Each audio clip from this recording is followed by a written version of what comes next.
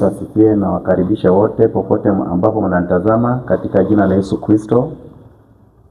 Kwanza nataka niwashukuru sana kwa sababu ya vile tumekuwa tukiendelea pamoja. Kwa wale ambao mmeweza kusubscribe na kufollow katika channel hii, Bwana wabariki sana. Na waomba ya kwamba pia muweze kusubscribe na kuweza kufollow hii channel kwa utukufu wa jina la Yesu Kristo. Wale ambao mnanitazama katika sehemu mbalimbali, nataka niwashukuru sana tena sana katika jina la Yesu Kristo. Mnanitazama kutoka Tanzania, Bwana wabariki sana. Mnanitazama kutoka Kongo, Bwana wabariki sana.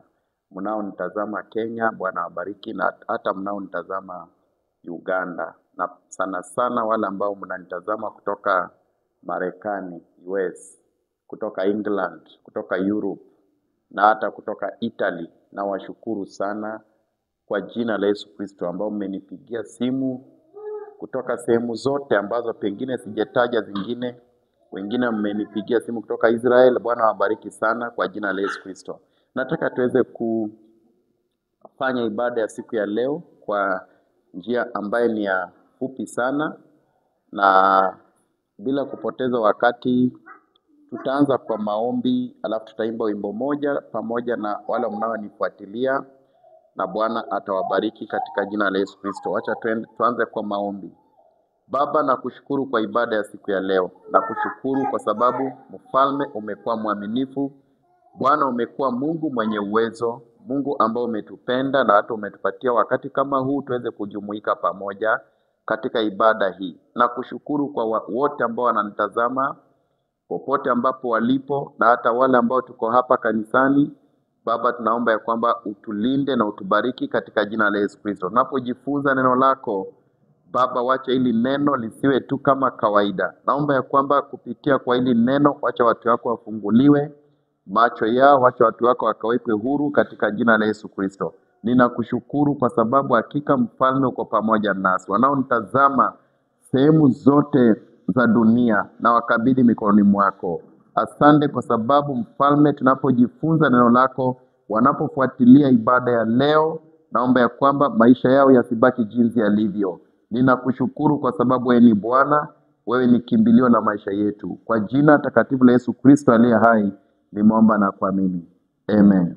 Amen.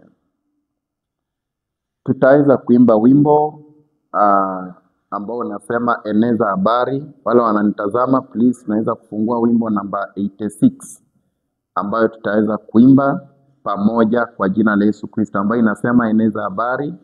Na wale tuko kanisani tusaidiane katika hiyo wimbo, in the name of Jesus. 2 3 start. Eneza habari humu duniani, popote panapo moyo wa huzuni. Ndimi za Wakristo zitangaze neno, yupo mfariji, yupo mfariji, yupo mfariji, Roho Mtakatifu ndiye msaidizi. Eneza habari humu duniani, yupo mfariji, Mfalme wa wafalme, Yesu mtazame, ametuletea siha za milele. Mateka wapate ukombozi wake, yupo mfariji, yupo mfariji, yupo mfariji, Roho Mtakatifu ndiye msaidizi. Eneza habari humu duniani, yupo mfariji.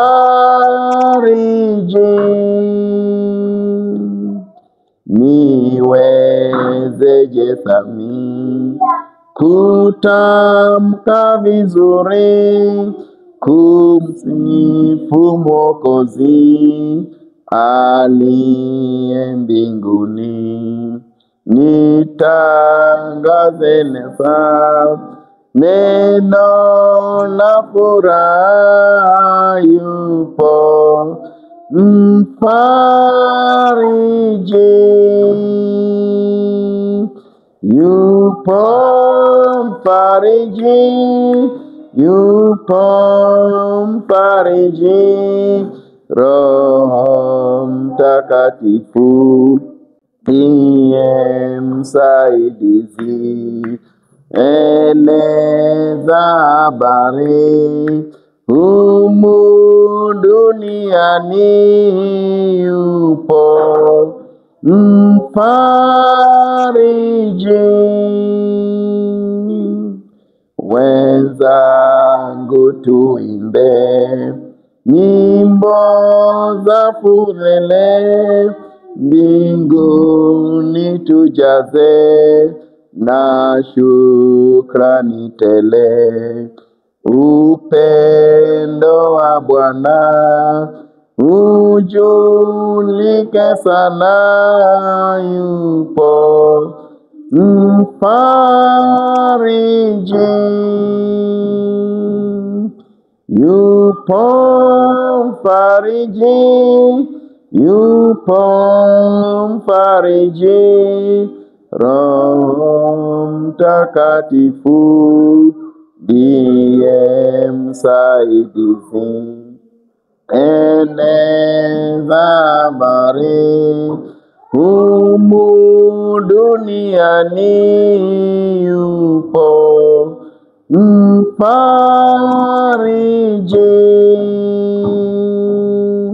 Yupo mfariji, yupo mfariji, Roho Mtakatifu ndiye msaidizi.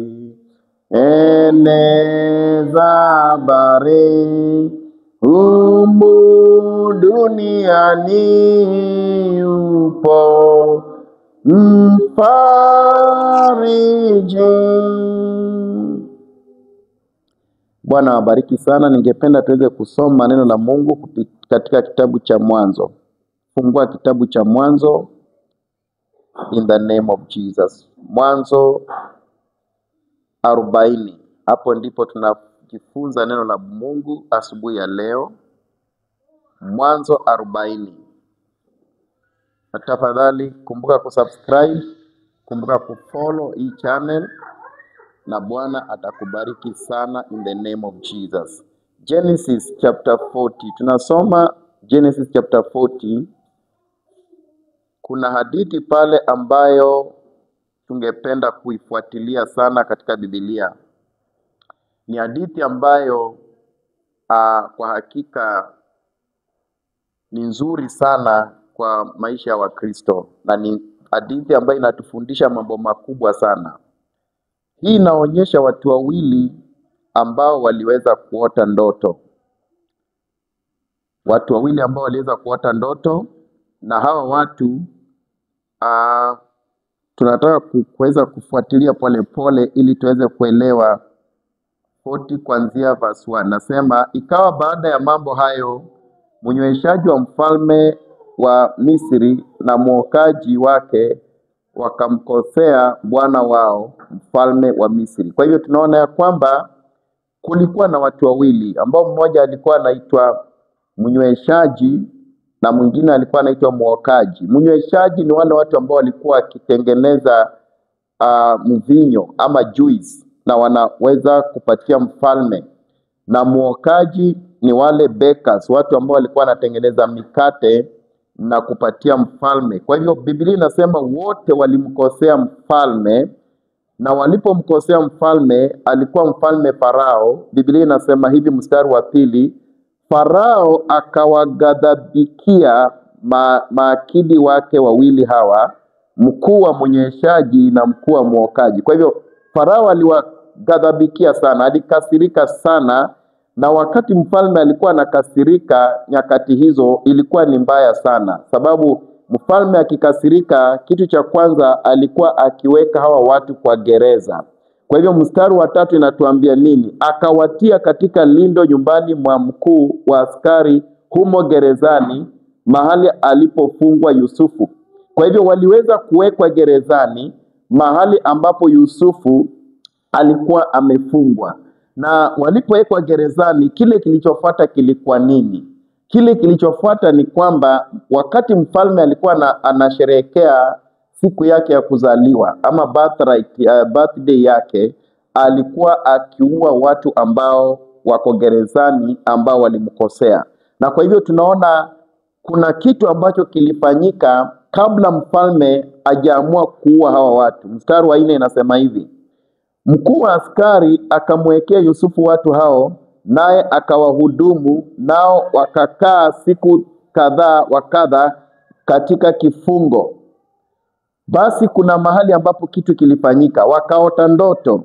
Mstari wa 5, wakaota ndoto wote wawili, kila mtu ndoto yake usiku mmoja, kila mtu kwa tafsiri ya ndoto yake, mnyweshaji na mwokaji wa mfalme wa Misri waliofungwa gerezani. Kwa hivyo kila mtu akaota ndoto yake tofauti, na hizo ndio ndoto ambazo nataka tuweze kuangalia kwa undani, sababu hizo ndoto ziko na maana sana na ziko katika Biblia. Nataka tufuatilie Biblia sana ili tuweze kuona hizo ndoto zilikuwa zinamaanisha nini. Kama vile nimekuwa nikifundisha watu, ndoto iko na maana sana. Usiote tu ndoto na uchukulie hivi hivi, maana ndoto iko na maana. Mungu huwa analeta ujumbe kupitia kwa ndoto ambayo umeota. Na kwa hivyo tunaona hata kwa Biblia hao watu waliota ndoto wote wawili, kila mtu akiwa na ndoto yake tofauti ambayo tunaenda kuangalia.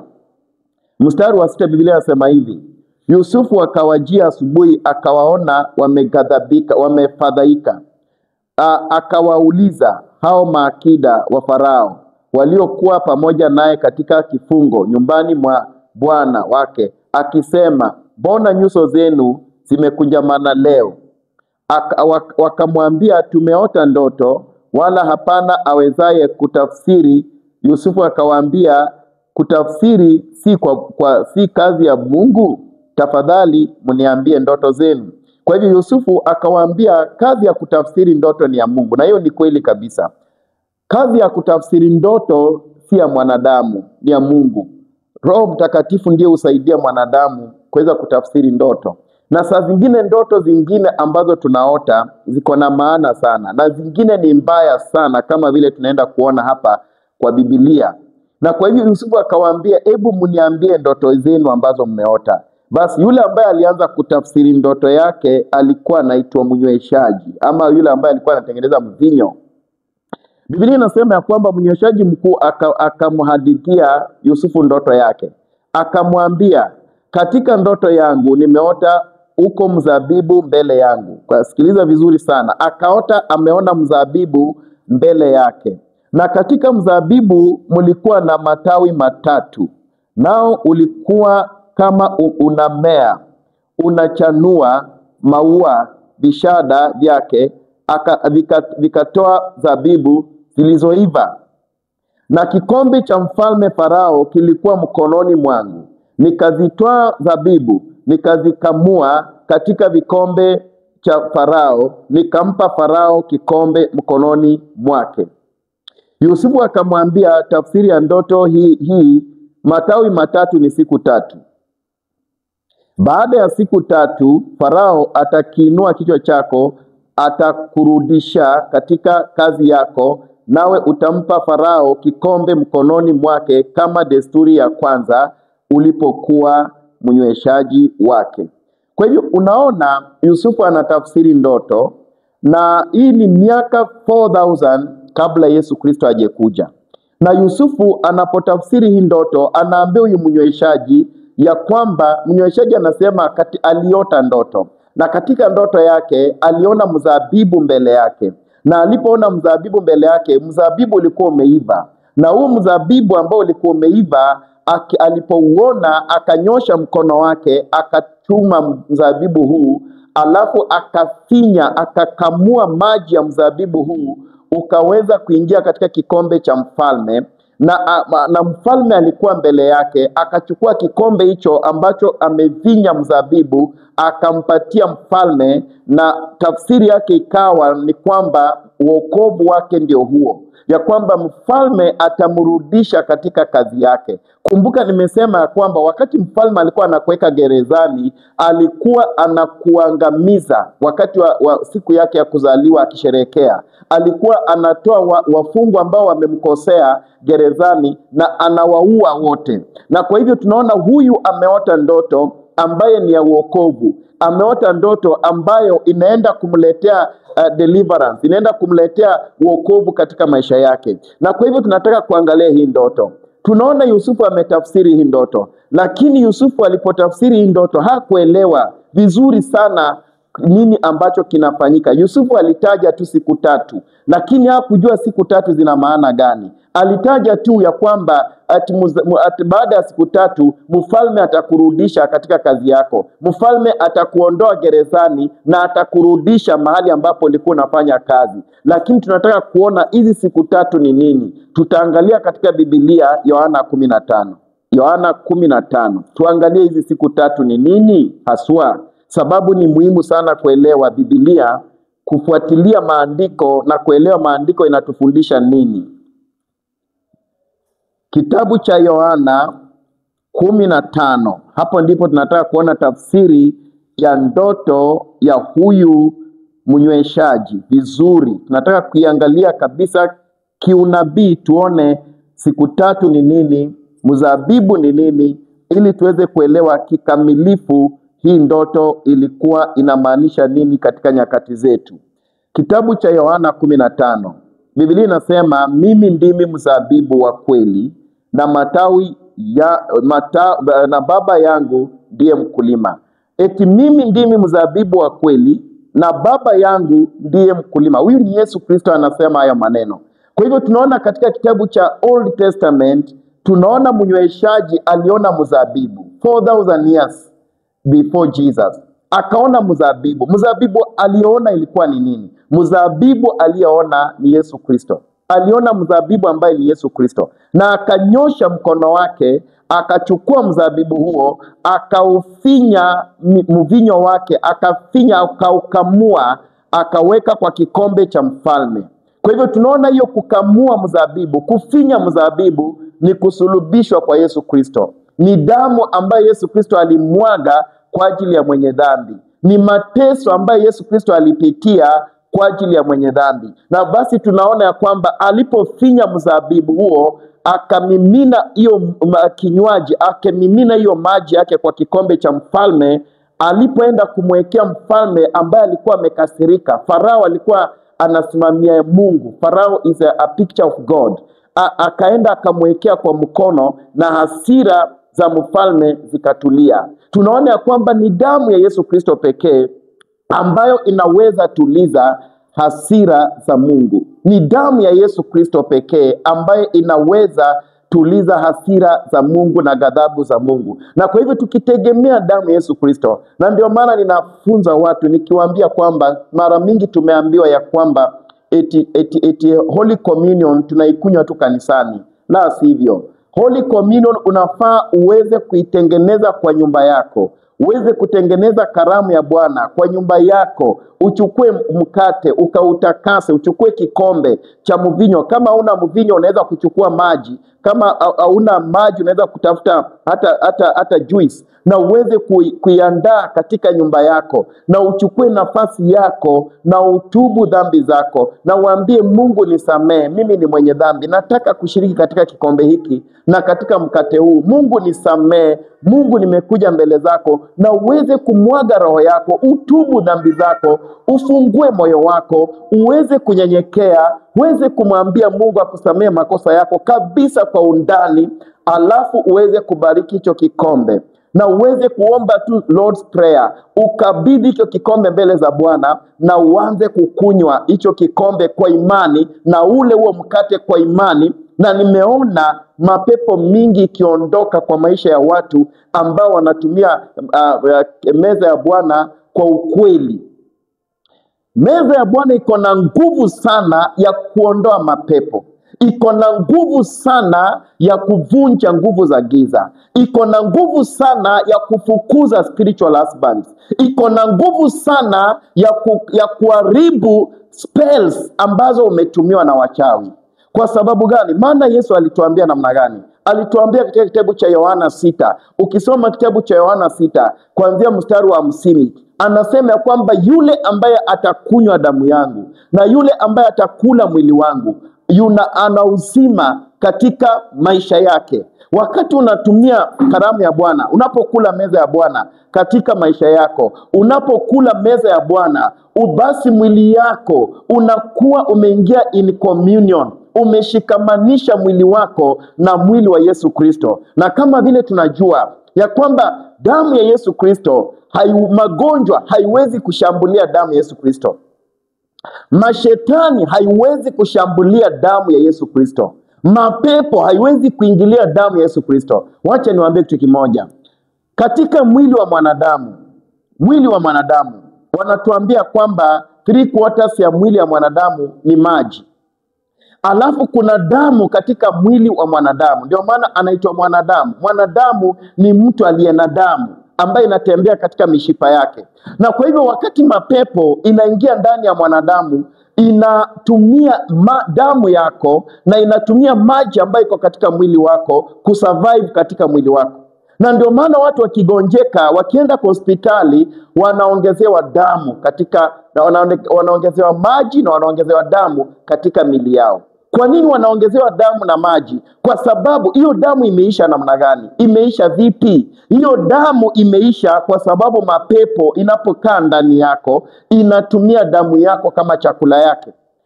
Damu ambaye ni yako na maji ambayo iko ndani ya mwili wako inafanya mapepo iweze kupata nguvu katika maisha yako. Kwa hivyo mapepo ikiwa imepagawa mtu, inatumia damu yako na inatumia maji ambayo inaishi ndani ya maji ambayo iko katika mwili wako, na inatumia damu yako kama chakula. Na kwa hivyo unapata ya kwamba wakati inatumia mwili wako, damu yako inakuwa very active. Mapepo inakuwa very active ndani yako. Na kwa hivyo kama hauwezi fanya kitu ya kuondoa mapepo katika maisha yako, maana Biblia inatuambia kwamba mili yetu ni hekalu la Roho Mtakatifu. Mili yetu ni the temple of the Holy Spirit. Na kwa hivyo mapepo pia inataka kuishi ndani ya mili yetu. Na watu wengi sana wako na mapepo ndani ya mili yao. And that is why wakati watu wanalala, wanaota eti wanashambuliwa, wanaota eti wanafukuzwa, wanaota na nyoka, wanaota na vitu za ajabu ajabu. Kwa sababu gani? Kwa sababu ndani ya mili yao kuna mapepo inaishi ndani. Na lazima utafute mbinu za kuondoa hii mapepo ndani mwako. Nakumbuka nilipokuwa kwa makanisa ile machafu. Nakumbuka wakati huo nilipokuwa nimetoka kwa hiyo makanisa, nilipokuwa nimewachana nayo, nilikuwa nashambuliwa na mapepo usiku na mchana. Nilikuwa nashambuliwa na nguvu za giza. Na ndio maana Mungu akaniongelesha kuhusu meza ya Bwana. Ya kwamba wakati unashiriki meza ya Bwana, kulingana na kile tumeona katika kitabu cha Yohana 6:50 kuelekea mpaka 53, ya kwamba ukishiriki meza ya Bwana, damu ya Yesu Kristo inaanza kunena ndani yako. Maana Biblia inasema kuna uhai katika damu. Na Biblia inasema ya kwamba damu ya Yesu Kristo inanena mambo mema kuliko damu ya Abeli. Ya kwamba wakati unashiriki damu ya Yesu Kristo, saa ile unakunywa damu ya Yesu Kristo kwa imani na unakula mwili wa Yesu Kristo kwa imani, hiyo damu inanena ndani yako. Inanena ndani yako ushindi.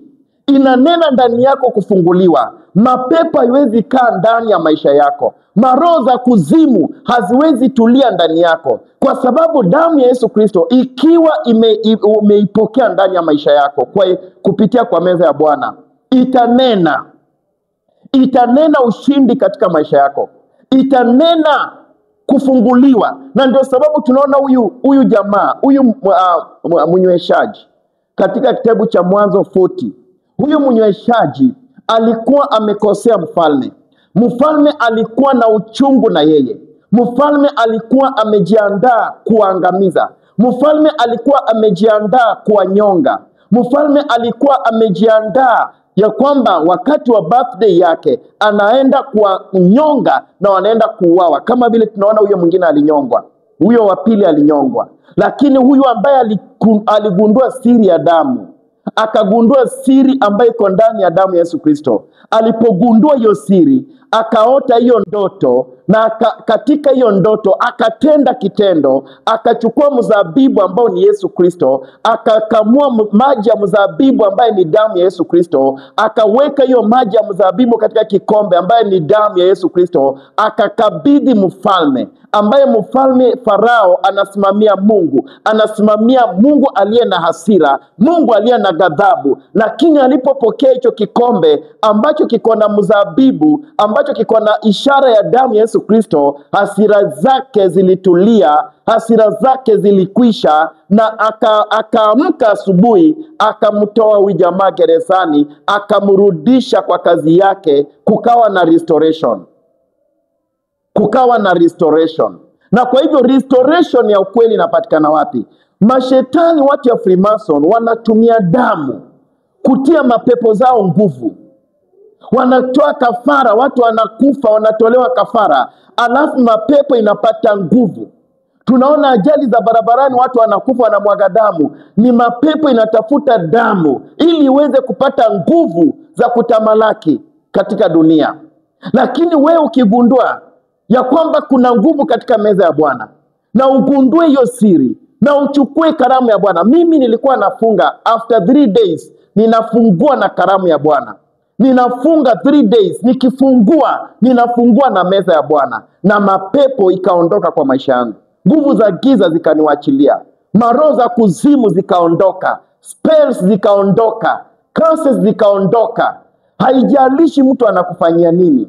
Ukigundua siri ya kutumia karamu ya meza ya Bwana, na ukigundua siri ya damu ya Yesu Kristo, na uweze kutumia kupitia kwa meza ya Bwana kwa imani, hata wachawi wakijaribu aje hawatakuweza.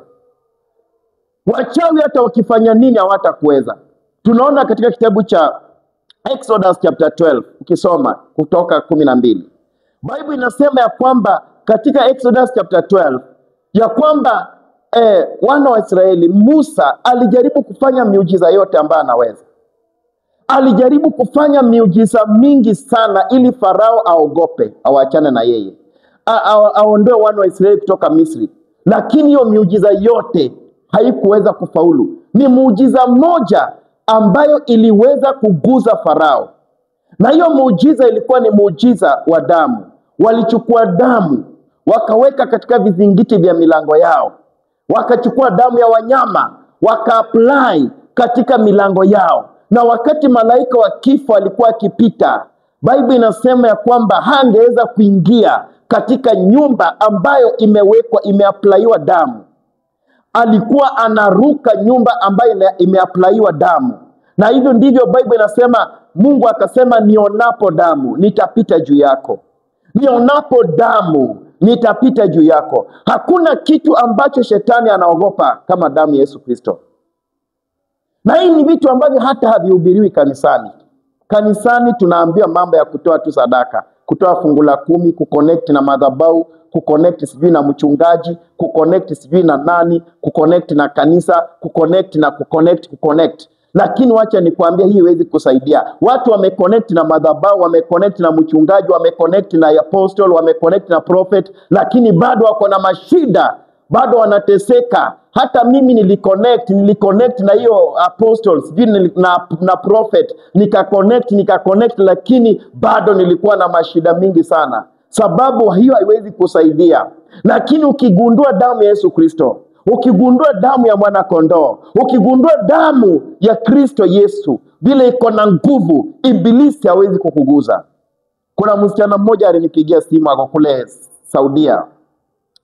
Kanipigia simu akaniambia, pastor, niko na mateso hapa mbaya sana, niko na shida, mdozi ananisumbua sana, ananisumbua kabisa, ninapigwa kila mara. Nikamwambia, mimi sasa nitakusaidia nini? Nilipoenda kuomba, Mungu akaniambia, mueleze kuhusu damu ya Yesu Kristo, mueleze kuhusu meza ya Bwana. Nikamweleza, nikamwambia, anza kujitayarisha, chukua meza ya Bwana sasa, chukua hiyo biscuit, chukua hiyo juice, anza kujitayarisha. Nataka nikuombee, nataka nikuweke kwa maombi, hao watu hawatakuguza. Na akachukua mara ya kwanza, siku ya kwanza tukaomba na yeye, siku ya pili tukaomba na yeye, siku ya tatu tulipomaliza kuomba, aliniambia hao watu wakimuona wanamuuliza, na wewe umekuwa aje? Mbona unatisha? Mbona unaogopesha? Na wakawacha kumpiga, wakawacha kumsumbua, na saa hizi wanakaa mbali na yeye. Saa hizi wakimuona akikuja wanakimbia, wanajifungia kwa room wote. Kwa sababu gani? Kwa sababu sasa Simba wa Yuda ako ndani ya huyo msichana. Kwa sababu gani? Simba wa Yuda anaishi ndani yake, na hawawezi kumguza tena, kwa jina la Yesu Kristo. Damu ya Yesu iko na nguvu sana, iko na uwezo ambao sio wa kawaida. Watu wengi hawajawahi gundua hiyo siri. Ikiwa watu wa mashetani wanatumia damu, watu wa mashetani wanatoa makafara, watu wa mashetani wanakunywa damu za wanadamu ili wapate nguvu, how about watoto wa Mungu? How about watoto wa Mungu ambao wanajua Kristo, ambao wanajua ukweli? Tunaona ya kwamba in Exodus chapter 12, tunaona ya kwamba Bible inasema ya kwamba wakati wali apply damu kwa vizingiti vya milango yao, sasa ibilisi hangeweza kuguza nyumba zao. Pepo la mauti lilikuwa linavuka nyumba zao. Pepo la magonjwa lilikuwa linavuka, linaenda kwa ile mlango haina damu. Na kwa hivyo wewe ukiwa una apply damu ya Yesu Kristo kwa maisha yako, pepo za magonjwa hazitakuweza. Pepo za mauti hazitaingia ndani ya maisha yako. Mwili wako ni hekalu la Mungu. Biblia inasema hivyo. Na kwa hivyo wakati unatumia karamu ya Bwana ama meza ya Bwana, unafanya maagano na Mungu. Unaingia katika makubaliano na Mungu. Na kwa hivyo ibilisi hawezi kukukaribia. Wacha niwaambie wapendwa, kila mara sio tu kuombewa, kila mara sio tu kutafuta pastor akuwekee mkono. Lakini ukigundua hii siri ambayo nakuambia leo, ninatangaza hii siri kwa mtandao waziwazi, nikijua ya kwamba hiyo ndio siri peke yake ambayo Mungu amepatia Wakristo. Kuna msichana tulikuwa naye ambaye alikuwa HIV positive, na alipokuja kwangu akaniambia, pastor, niko hivi, niko na virusi. Na tukaanza kuomba na yeye, nikaanza kumpatia karamu ya Bwana, nikaanza kuitakasa, tukaanza kukula, akakula karamu ya Bwana for 3 months. Na nikasikia Roho Mungu ananiambia, mwambie aende kupimwa, mwambie aende kupimwa. Nikamwambia, ondoka, enda upimwe. Alipoenda kupimwa kwa hospitali ya kwanza, alipatikana negative. Akaenda hospitali ya pili, nikamwambia enda ya pili. Akaenda akapimwa hospitali ya pili, negative. Hospitali ya tatu, negative. Nikamwambia atupe madawa hiyo. Na huyo msichana ameishi tangu atupe madawa. She has been alive. Kwa sababu gani? Kwa sababu hakuna vile damu ya Kristo, damu ambayo ilishinda mauti, itakaa ndani mwako na ushambuliwe na magonjwa. Hakuna vile damu ambayo ilishinda ibilisi itakuwa ndani yako na ushambuliwe na spiritual husband. Hakuna vile damu ambayo ilishinda ibilisi, ikashinda mauti, ikashinda shetani mwenyewe, ikashinda Lucifer mwenyewe, ati itakuwa ndani yako eti na unashambuliwa na mapepo. Hakuna vile itafanyika. Nataka tuangalie verse nyingine, kitabu cha Revelation chapter 12. Revelation chapter 12. Ufunuo 12. Want to check Ufunuo 12. Revelation chapter 12. Revelation chapter 12. Bible inasema hivi, kuanzia mstari wake mdogo wa 7. Ufunuo 12:7. Sikiza vizuri sana. Biblia inasema kulikuwa na vita mbinguni. Mikaeli na malaika zake wakapigana na yule joka. Revelation 12:7. kulikuwa na vita mbinguni. Mikaeli na malaika zake wakapigana na yule joka. Yule joka naye akapigana nao pamoja na malaika zake. Nataka nikuambie kitu kabla niendelee kusoma. Wakati kuna vita yoyote ya kiroho ya mashetani, hakuna silaha ingine ambayo unaweza tumia isipokuwa hiyo silaha ambayo tunaenda kuiona hapa tunapoendelea kusoma chini. Anasema hivi, nao hawakushinda wala mahali pao hapakuonekana tena mbinguni. Sikiliza, vita vilikuwa mbinguni, na joka na malaika zake na mapepo zake walipigana na Mikaeli ambaye ni malaika wa Mungu, na Biblia inasema hawakushinda na wala mahali pao hapakuonekana tena mbinguni. Hawakushinda kwa sababu gani? Kulikuwa na silaha ambayo ilitumika, ambayo shetani hajawahi pata siri ya hiyo silaha. Kulikuwa na silaha ambayo ilitumika, ambayo ibilisi hajawahi jua hiyo silaha inafanya kazi namna gani. Verse 9. Yule joka akatupwa, yule mkubwa nyoka wa zamani aitwaye ibilisi na shetani, audanganyaye ulimwengu na ulimwengu wote, akatupwa hata chini, hata nchi, na malaika zake wakatupwa pamoja naye. Sikiliza, nikasikia sauti kuu mbinguni ikisema, sasa kumekuwa wokovu na nguvu na ufalme wa Mungu wetu na malaika wa Kristo wake, kwa maana ametupwa chini mshitaki wa ndugu zetu, yeye awashitakie mbele za Mungu wetu mchana na usiku.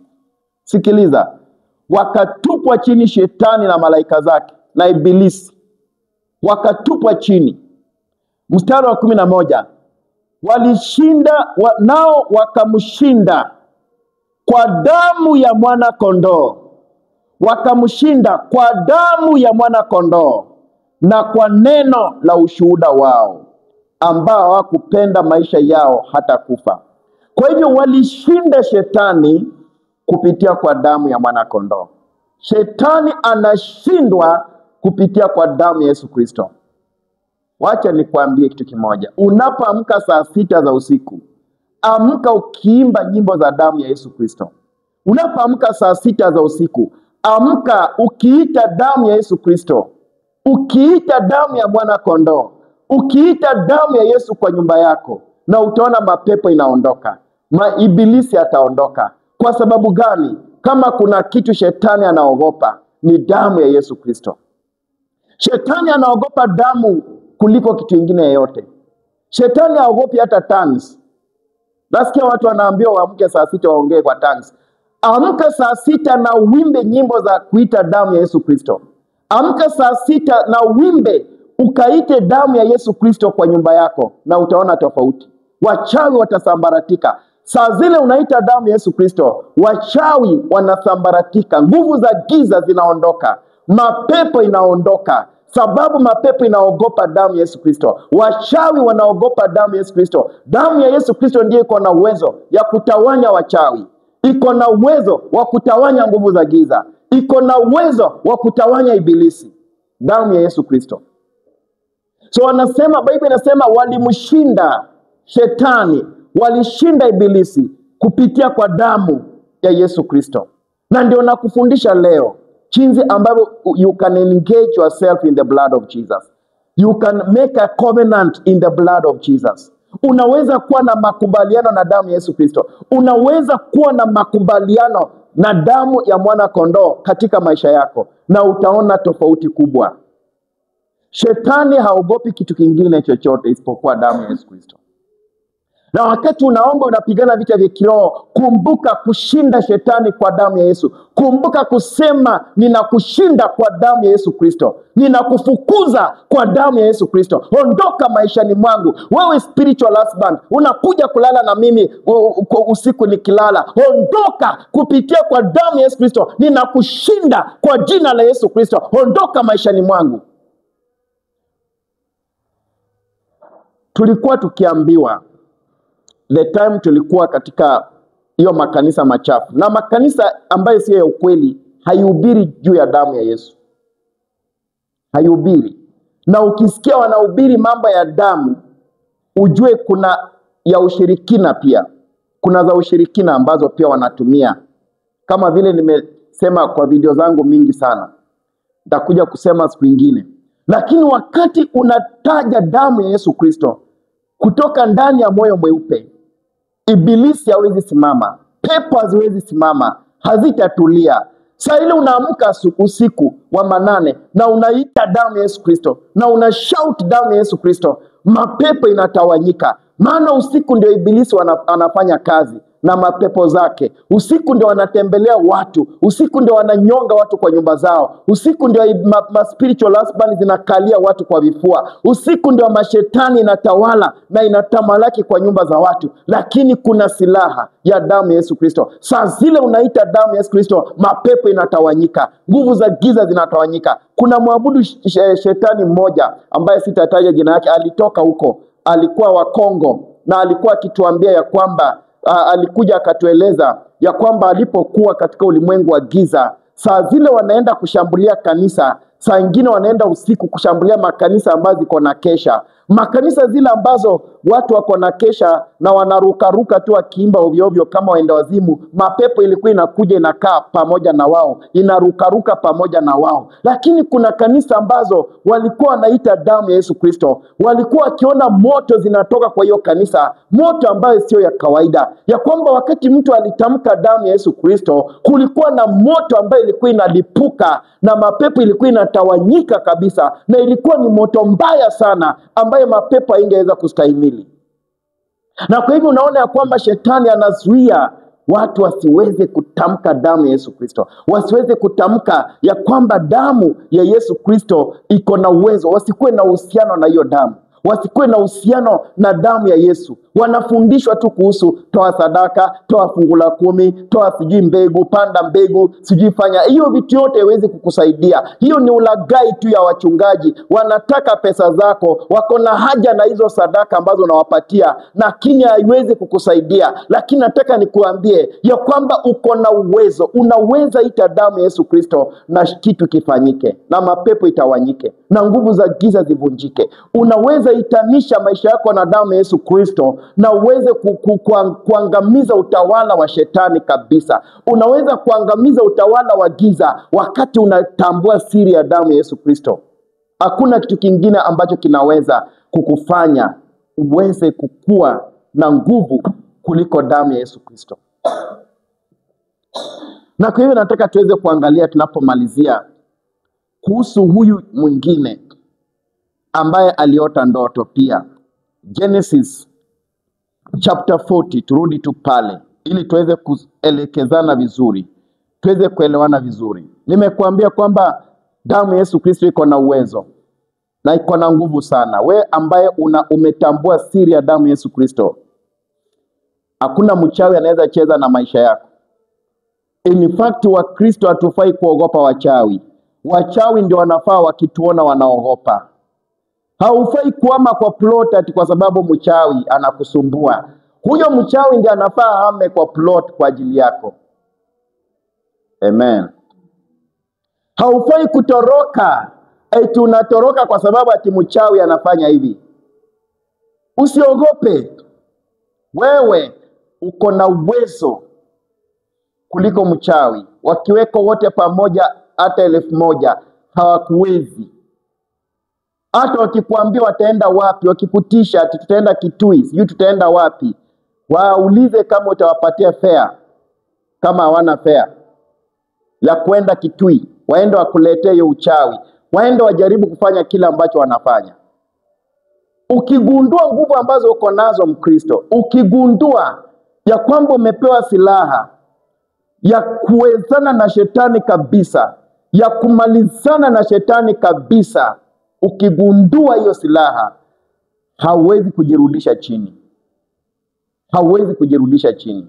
Ninakumbuka wakati nilikuwa katika vikao vya watu wa giza, vya watu wa mapepo, haungeweza kutaja jina la Yesu.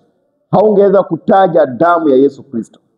Ungetaja mambo ingine yote, lakini unazuia kutaja damu ya Yesu, kwa sababu ukitaja tu eti damu ya Yesu Kristo, maana the moment umetaja hiyo damu utauawa. They are going to kill you. So ilikuwa unatahadharishwa uepukane na kutaja hiyo damu. Kwa hivyo kama katika ulimwengu wa shetani wanakataa kutaja jina la damu ya Yesu Kristo, na ni ulimwengu wa shetani, na sisi watoto wa Mungu, je, kwa nini tusitaje hii jina? Kwa nini tusitaje damu ya Yesu Kristo kila mara? Kwa nini tusijifunike kwa damu ya mwana kondoo? Unapoingia kwa gari, taja damu ya Yesu Kristo. Unapoongea na mtu, ukimalizana, mwambie na kufunika kwa damu ya Yesu Kristo, kwa sababu damu ya Yesu Kristo ndiyo iko na nguvu ya kuondoa mauti, ya kuondoa kifo, ya kuondoa uchawi, ya kuondoa uganga, ya kuondoa spells. Damu ya Yesu Kristo iko na uwezo ambao sio wa kawaida. Iko na nguvu ambazo sio za kawaida. So nataka nimalizie kwa kueleza juu ya huyu jamaa mwingine ambaye pia aliota ndoto. Tuko katika mstari wa 7 nafikiri. Tumeshamaliza pale, nataka tuangalie mstari wa 7. Huyu mwingine ameshasema ndoto yake. Ameshasema juu ya mzabibu na amesema kuhusu siku 3. Na kumbuka tumesema ya kwamba siku 3 ni siku 3 ambazo Kristo alikaa kaburini.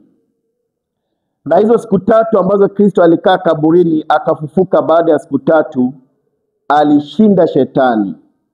Na alipomshinda shetani, sisi tuko na ushindi kwa sababu Kristo alishinda.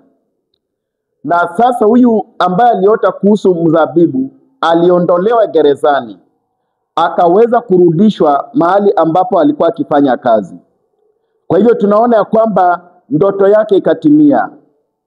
Lakini kuna huyu mwingine ambaye tunataka kuongea juu ya ndoto yake pia. Na anasema hivi.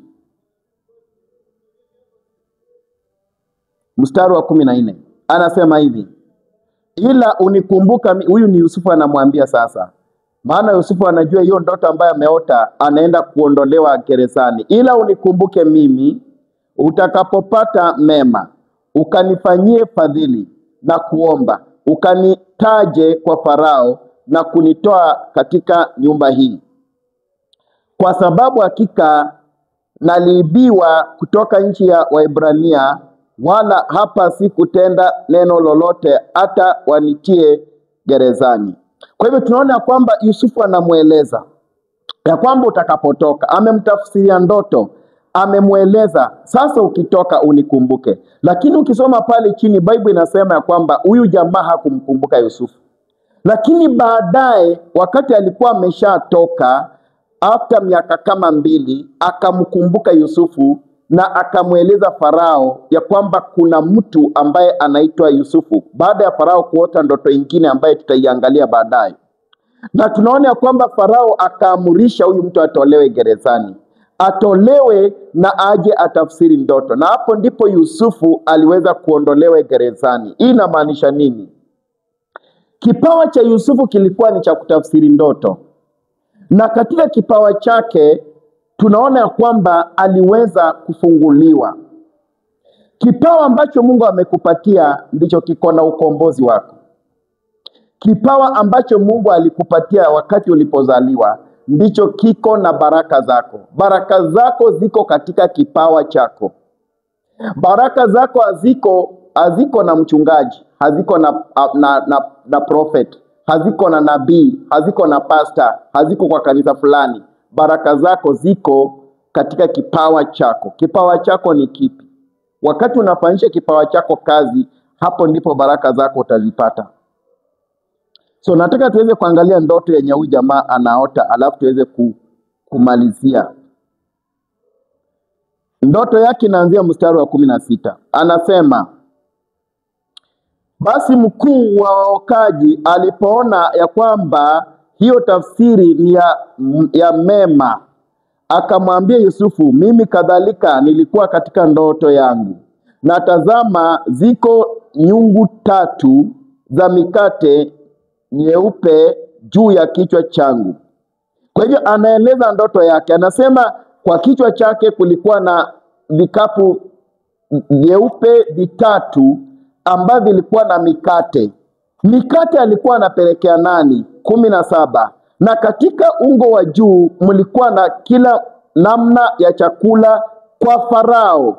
Kumbuka pia huyu anapelekea Farao. Ule wa kwanza ni mzabibu ambao tumeona ni damu ya Yesu Kristo, na tunaona amepelekea Farao mzabibu ambao amekamua katika kikombe cha Farao, na tunaona anaokolewa, anakombolewa, na tunaona amefunguliwa, na ndoto yake ni nzuri na ndoto yake ni ya kupendeza.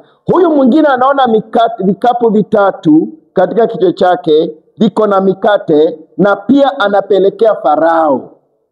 Sikiliza vizuri. Na wakati anapelekea Farao, anasema ilikuwa ni kazi ya mwokaji. Yaani mwokaji ni ule ambaye anatengeneza mikate. Kila mtu alikuwa anasimama mbele za Mungu na kipawa chake na matendo yake na kazi zake.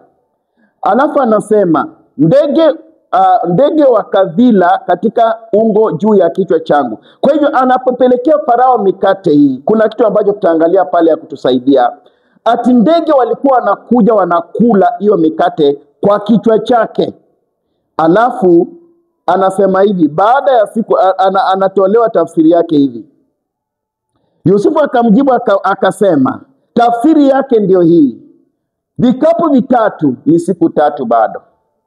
Alafu anamwambia, baada ya siku tatu Farao atakiinua na kukuondolea kichwa chako na kukutundika juu ya mti, na ndege watakula nyama yako. Kwa hivyo anaambiwa ya kwamba kulingana na hiyo ndoto, Farao atakuchukua akutoe gerezani, na atakufanyia nini? Atakutundika ama atakunyonga, na utaliwa mwili wako na ndege. So tunaona ndoto yake ni mbaya sana.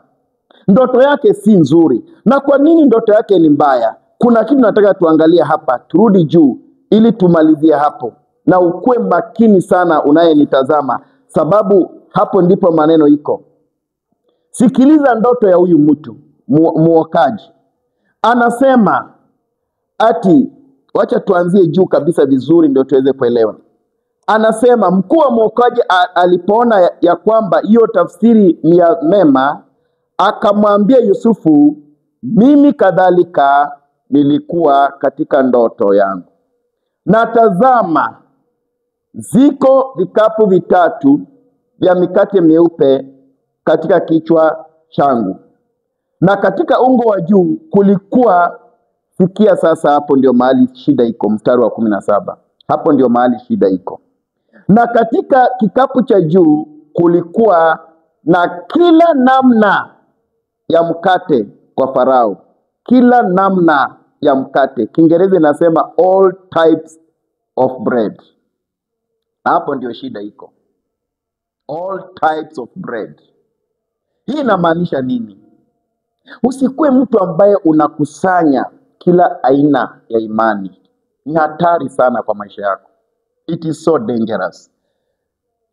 Huyu jamaa kila namna ya mikate ilikuwa juu ya kichwa chake. Anapelekea mfalme. Na kumbuka mfalme anasimamia Mungu. It's a picture of God. Kila namna ya mkate, Kiingereza inaweka vizuri, all types of bread. All types of bread. Tunaona pia ukisoma hata kitabu cha Yohana, Bible inatuambia ya kwamba Yesu Kristo ni mkate wa uzima. Is the bread of life.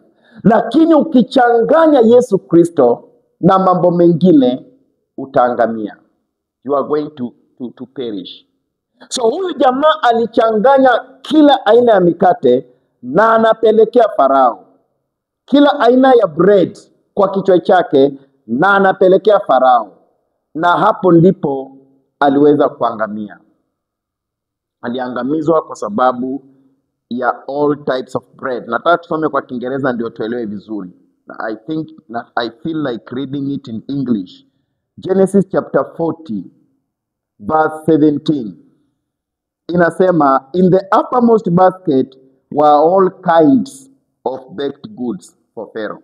So unaona bado tu inasema hivyo. Kila aina ya mikate ilikuwa juu yake. All types. Alikuwa amechanganya kila aina ya imani. Alikuwa amechanganya kila aina ya doctrine. Alafu Bible inasema and the birds ate them out of the baskets on my head. So ndege ni mapepo. Ndege inaashiria, inaonyesha mapepo. So mapepo inakuwa attracted kwa all types of deception ama all types of belief. Ukiamini vitu ambavyo havifai, haviendanishi na neno la Mungu, mapepo inakuwa attracted katika maisha yako. Demons inakuwa attracted kwako. Na utapata ya kwamba at the end of the day you are going to perish just like this man perished. Kwa hivyo ni vizuri sana tuhakikishe ya kwamba our belief is purely on God. Sababu gani? All types of baked goods inaweza simamia all types of preachers. Unaamini kila mhubiri mwenye anasema kitu unafuata, following them even blindly without even knowing wanatoka wapi na wanaenda wapi. You just follow them. Even those when you wana prophesy vitu za uongo, you follow them and you don't know hizo prophecies zao wana prophesy wakitumia nguvu gani. Kwa hivyo unapata ya kwamba tumeona it is only this person ambaye aliamini katika damu, ambaye alibelieve in the blood, that God delivered, that God saved, that God true deliverance kwa maisha yake.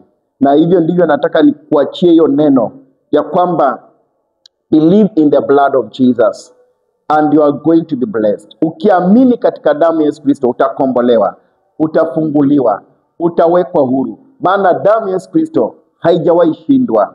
Damu ya Yesu Kristo haijawahi fika mahali ikalemewa. Iko na nguvu zile zile ilikuwa nazo tangu kitambo.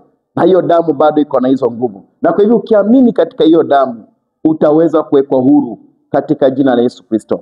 Nataka nikuachie hapo na nataka nikuambia kwamba ukaweze kusubscribe, ukaweze kufollow hii channel na ukaweze kushare hii channel na watu wengi ambao wangependa kujua hii maneno.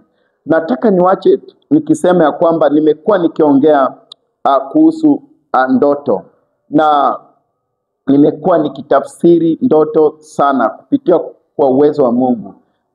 Nataka nikwambia kwamba mara mingi wakati unakuwa na ndoto ujue ya kwamba kuna message ambayo Mungu anakuletea. Na hiyo message ambayo Mungu anakuletea inaweza kuwa ni nzuri ama inaweza kuwa ni mbaya. Na kwa hivyo unafaa uwe unachunga sana. Nataka nimalizie kwa hii dakika 5 nikieleza kuhusu ndoto za matunda. Saa zingine watu wanaota, kuna mtu aliniuliza, "Pastor, ninaota kuhusu matunda, nimekula matunda, what is this?" Matunda si mbaya.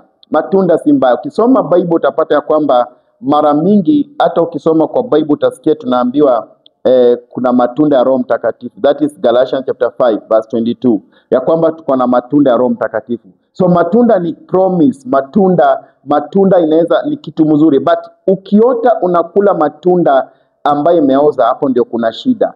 The moment unaona either kuna nyanya kwa nyumba yako na zimeoza na ziko na wadudu, basi ujue ya kwamba kuna magonjwa ambayo inakuja kushambulia nyumba yako. You need to pray against sickness. Ama unaota ya kwamba kuna machungwa na imeoza, iko na wadudu wanadondoka chini, ujue kuna magonjwa. Ama unaota eti unakula matunda kama labda ni machungwa ama ni ndizi, na ukimaliza kukula saa ile unaendelea kukula, ukiangalia unapata wadudu ya eti ilikuwa imeoza, ujue ya kwamba ni magonjwa ambayo inataka kukutafuna mwili wako. Kwa hivyo ukemee hiyo pepo ya magonjwa katika jina la Yesu Kristo. Na kwa hivyo kuota matunda fresh ambaye ni safi, ambaye ni nzuri na unakula, that means kuna kitu nzuri inakuja mbele yako. Kuna either unaenda kupata kazi nzuri ama kuna mtu anaenda kuleta baraka kwa maisha yako. Mtu atatoka mbali akuletee baraka, akuletee blessing, na hiyo inakuwa ni ndoto nzuri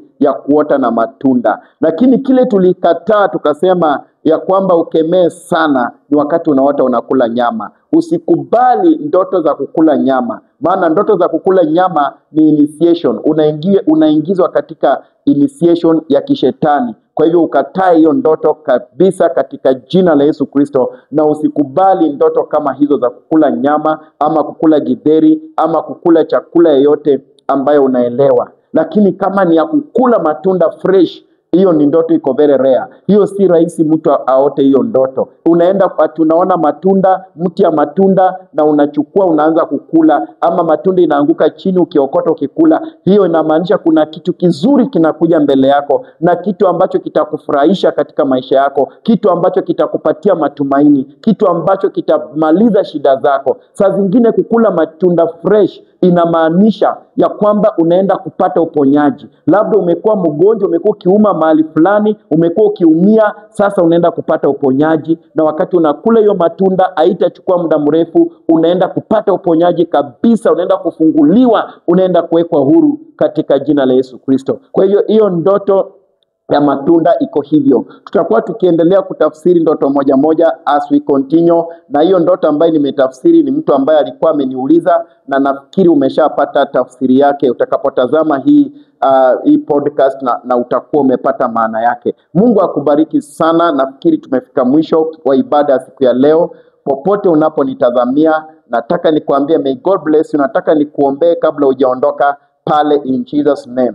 Baba, katika jina la Yesu Kristo, nakabidhi mtazamaji wangu mikononi mwako mahali popote alipo. Mulinde na ukamuzingire kwa damu ya Yesu Kristo. Mfunike mfalme kwa utukufu wako. Naomba ya kwamba ukaendelee kumuinua mtazamaji wangu huyu, asibaki jinsi alivyo. Naomba ya kwamba ukawabariki wote ambao wamenitazama, na wote ambao Jehova watasubscribe na kushare hii podcast. Baba, ukawabariki. Wale watakao like hii podcast, kawabariki maishani mwao, na kushukuru mfalme hadi Jumapili ijayo ambapo tutakutana na wao tena katika podcast ya ingine. Naomba ya kwamba ukawalinde, ukawabariki, na ukawafunike kwa damu ya Yesu Kristo. Kwa jina takatifu la Yesu Kristo aliye hai nimeomba na kuamini. Amen. Bwana akubariki sana. Bwana awe pamoja nawe, na Bwana akulinde popote unaponitazamia. Wacha nikwambie shalom.